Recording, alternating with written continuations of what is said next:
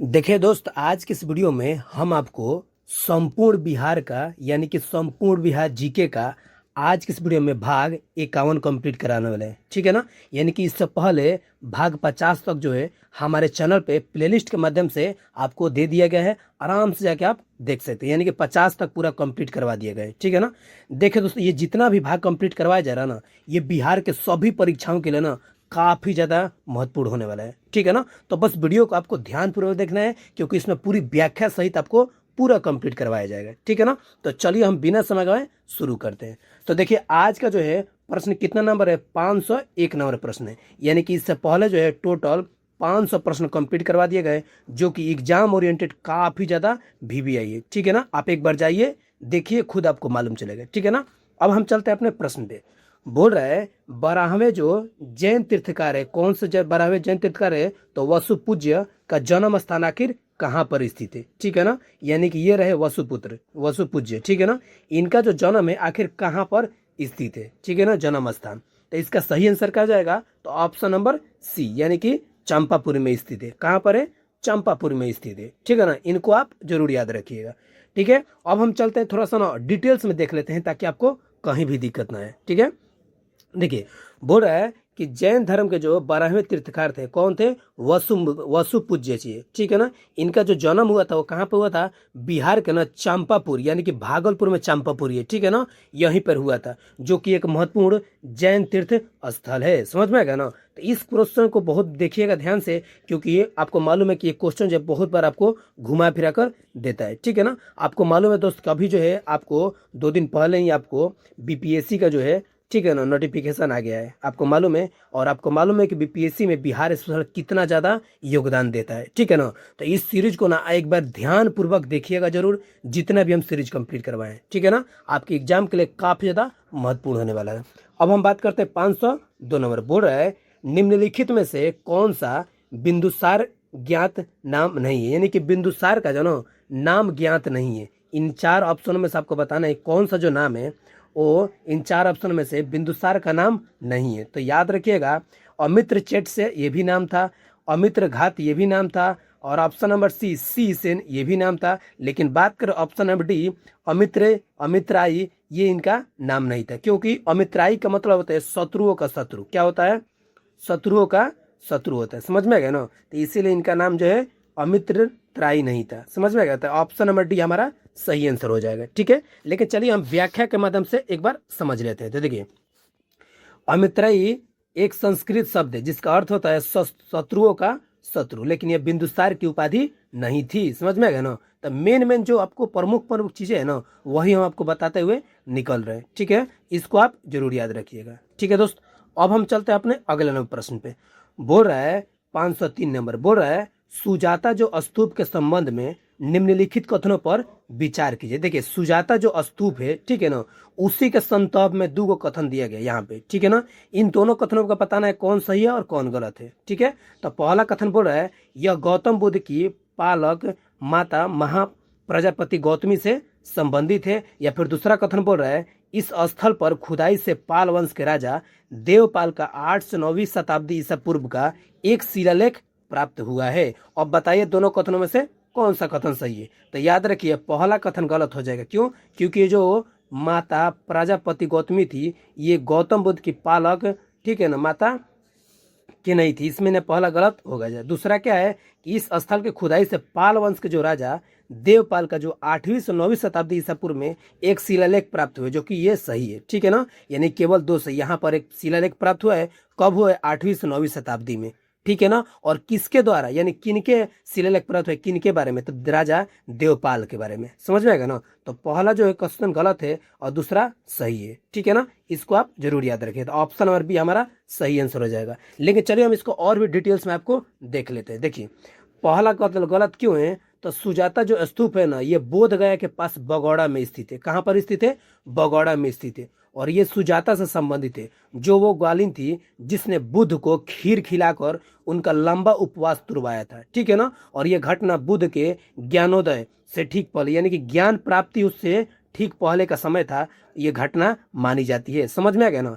यानी कि पहला कथन इसलिए गलत हुआ था, आपको पता है पहला कथन इसमें क्या लिखा हुआ है कि गौतम पुत्र की पालक थी, यानी कि उनको पालने वाली महाप्रजापति गौतमी से संबंधित थे, नहीं, बल्कि ये खीर खिलाने वाली महिला से संबंधित है। समझ में आ गया ना।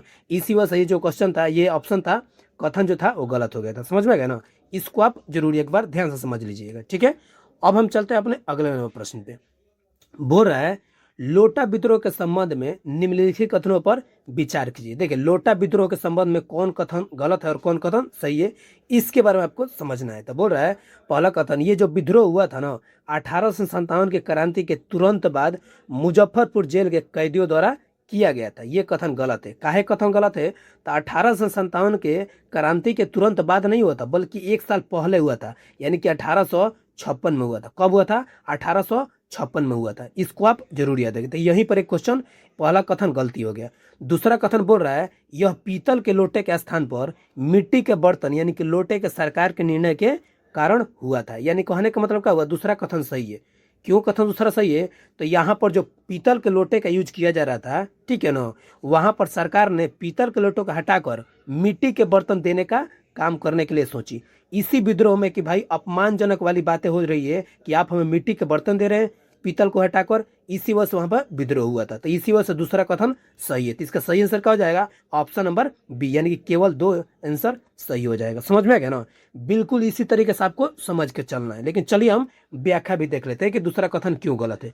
तो हम आपको वही बात बताए कि लोटा विद्रोह जो है ना 1856 ईस्वी के आयोजन 1857 की क्रांति से 1 वर्ष पूर्व मुजफ्फरपुर जेल के कैदियों द्वारा किया गया था, ठीक है ना।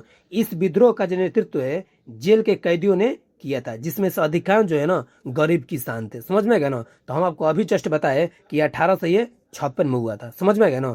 और वहीं पे कि सरकार ने निर्णय लिया था कि मिट्टी के बर्तन दिया जाए, और यही वजह है कि गरीब किसान उस पर आपको विद्रोह कर दिए थे। समझ में गया ना। तो ये चीजें आप जरूर याद रखिएगा, ठीक है। अब हम बात करते हैं अपने अगले नए प्रश्न की। बोल रहा है अंग्रेजों के साथ छापामार संघर्ष के बाद अमर सिंह अन्य विद्रोही नेताओं के साथ किस क्षेत्र में भाग गए थे। देखिए ये जो अमर सिंह थे ना, अमर सिंह ये अंग्रेजों के साथ ना छापामार संघर्ष के बाद ना ये भाग गए थे। लेकिन भागे कहाँ थे? तो याद रखिएगा नेपाल के तराई क्षेत्र में भागे थे। देखिए ये आपको बिहार है, समझ में आएगा ना। नेपाल क्षेत्र के तराई क्षेत्र बता दिए, बिहार है, ठीक है ना दोस्त। ये बिहार है और ये वाला एरिया है ना, ये वाला, ये नेपाल से सटता हुआ एरिया, ये टच करता हुआ एरिया है, ठीक है ना। और इसी को बोला जाता है तराई वाला क्षेत्र। समझ में आएगा ना। इसी को बोला जाता है तराई वाला क्षेत्र। तो ये जो अमर सिंह जी थे ना, अमर सिंह जी, ये जब अंग्रेजों को तरफ छापामार हो रहा था, उसके बाद से ये अमर सिंह कहाँ पे भाग गए थे? तो नेपाल के तराई क्षेत्र में भाग गए थे। समझ में आ गया ना। तो इसको आप जरूर याद रखिएगा। ऑप्शन नंबर ये हमारा सही आंसर हो जाएगा। लेकिन चलिए हम डिटेल्स में देख लेते हैं एक बार, ताकि आपको कहीं भी दिक्कत नहीं। देखिए बोल रहा है कि जगदीशपुर के जमींदार बाबू अमर सिंह, ठीक है ना, 1857 के भारतीय विद्रोह के एक क्रांतिकारी थे, ठीक है ना। अंग्रेजों के साथ लगातार छापामार झड़पों के बाद अमर सिंह अक्टूबर 1859 में अन्य विद्रोही नेताओं के साथ नेपाल की तराई में चले गए थे। समझ में आएगा ना। तो इनको आप जरूर याद रखिएगा, ठीक है ना। क्यों? क्योंकि ये क्वेश्चन जो है बार बार आपको पूछते रहता है, ठीक है ना। बाबू वीर कुंवर सिंह हो गए, बाबू अमर सिंह हो गए, ठीक है ना, जो कि ये जगदीशपुर के भी वो भी थे, आज जगदीशपुर के ये भी है, ठीक है ना। इनको आप जरूर याद रखिए, ठीक है दोस्त। अब हम चलते हैं अपने अगले नंबर प्रश्न के। बोल रहा है 506 नंबर, बोल रहा है 1942 के भारत छोड़ो आंदोलन के दौरान कार्यकर्ताओं द्वारा गुप्त रेडियो स्टेशन किस स्थान पर संचालित किया गया था। समझ में आएगा ना। तो आपको मालूम है कि भारत छोड़ो आंदोलन के समय जो है ये जो रेडियो स्टेशन जो गुप्त तरीका से संचालित किया गया था, चालू किया गया था, आखिर ये कौन सा स्थान पर किया गया था? तो याद रखिएगा मुंबई स्थान, यानी मुंबई से स्थान पे चालू किया गया था, ठीक है ना। यानी कि ऑप्शन नंबर डी हमारा सही आंसर हो जाएगा, ठीक है ना। इसको आप जरूर याद रखिएगा, ठीक है। लेकिन चलिए हम व्याख्या के माध्यम से एक बार समझ लेते हैं, ताकि आपको कहीं भी दिक्कत नहीं। इसको आप जरूर ध्यान से समझिएगा। ये प्रश्न जो है काफी ज्यादा VVI है, समझ में आया ना। बोल रहा है 1942 के भारत छोड़ो आंदोलन के दौरान कार्यकर्ताओं द्वारा संचालित गुप्त रेडियो स्टेशन, यानी कि कांग्रेस रेडियो उसको बोला जाता था, एक तरह से आजाद रेडियो समझ लीजिए था, ठीक है ना, जिसे उषा मेहता और उसके सहयोगियों द्वारा चलाया गया था। और ये जो हुआ था यह बॉम्बे, यानी कि अभी के समय में मुंबई में स्थित है, ठीक है ना। इस आंदोलन की जो शुरुआत है कब हुआ था? 8 अगस्त 1942 को बॉम्बे के ग्वालियर टैंक मैदान में महात्मा गांधी के प्रसिद्ध भाषण, कौन सा प्रसिद्ध भाषण था, करो या मरो के साथ हुई थी। समझ में आ गया ना। इसने ऐसा एक बात बोल दिया महात्मा गांधी ने, उसके बाद इनके जेल जाने के बाद भी पूरा विद्रोह हुआ था। समझ में आ गया ना। तो करो या मरो जो है कहाँ पे, ग्वालियर टैंक मैदान से इन्होंने वहीं ये भाषण दिया था। ठीक है ना। याद रखें इस डेट को 8 अगस्त 1942 को। ठीक है ना। ये क्वेश्चन बहुत बार आपको रिपीट होते हुए किसी भी परीक्षाओं में देखने को मिलता है। ठीक है ना। अब हम चलते हैं अपने अगले नौ प्रश्न की। बोल रहा है निम्नलिखित में से कौन सी पुस्तक फणीश्वर नाथ रेणु द्वारा, ठीक है ना, नहीं लिखी गई है। देखिए यहाँ पर बोला है नहीं लिखी गई है, इसको आप जरूर समझते चलिएगा। तो इसका सही आंसर क्या हो जाएगा कि चंद्रकांता जो है ना, चंद्रकांता, ये फणीश्वर नाथ रेणु के द्वारा नहीं लिखी गई। लेकिन वहीं पे बात करें पढ़ती परिकथा, पंचलाइट, वन तुलसी की गंध, ये तीनों के तीनों जो है ना, ये इन्हीं के द्वारा लिखी गई। किनके द्वारा, फणीश्वर नाथ रेणु के द्वारा। लेकिन वहीं पे बात करें चंद्रकांता जो है ना, ये इनके ऊपर ना ही डिपेंड है और ना ही ये इनके द्वारा ये कृति पुस्तक लिखी गई है। ठीक है ना। तो ऑप्शन नंबर डी हमारा सही आंसर हो जाएगा। ये सारे के सारे जो प्रश्न है ना दोस्त, ये काफी ज्यादा आपके लिए वीवीआई प्रश्न है। ठीक है ना। टोटल इस सीरीज में P/Q NCERT बेस्ड जितना क्वेश्चन बन सकता है संभावित प्रश्न, वो तो इंक्लूड किया ही गया है। साथ ही साथ बिहार के एग्जाम में जितने भी परीक्षाएं हुए हैं ना, सब का सब इसमें कंप्लीट करवाया जा रहा है। ठीक है ना। तो बिल्कुल आपको समझते हुए चलना है।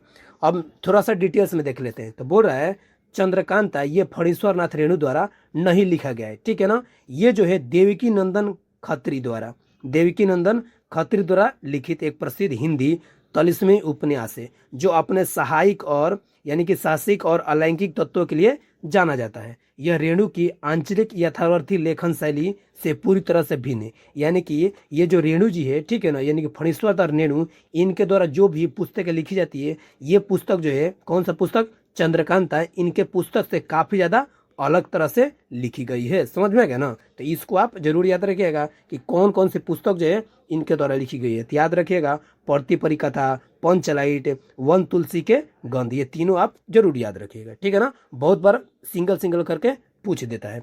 अब हम बात करते हैं अगले प्रश्न की। बोल रहा है मगध के जो बृहदत्त राजवंश के अंतिम शासक थे आखिर कौन था।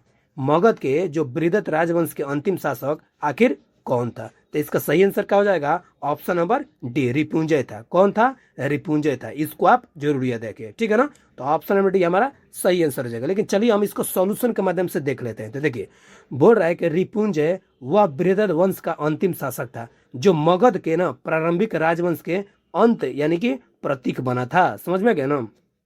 इसकी हत्या किसके द्वारा हुआ था, तो मंत्री, उसी के मंत्री पुलिक यानी कि पुनिक द्वारा की गई थी। समझ में आएगा ना। तो याद रखिएगा कि जो अंतिम जो था रिपुंजय था, इसको आप जरूर याद रखिएगा। ठीक है ना दोस्त।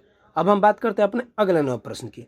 अगला नौ प्रश्न क्या है, ये बोल रहा है बिहार के में मध्यकाल के संबंध में निम्नलिखित कथनों पर विचार कीजिए। देखिए मध्यकाल के संबंध के बारे में बोल रहा है, यानी कि मेडिवल के बारे में बोल रहा है। ठीक है ना। तो उस टाइम क्या था कथन, समझ लेते हैं। बोल रहा है अलाउद्दीन खिलजी ने शेख मोहम्मद इस्माइल को दरभंगा भेजा था, जिन्हें शक्र सिंह ने हराया था। किसने हराया था, शक्र सिंह ने हराया था। ये भी सही है।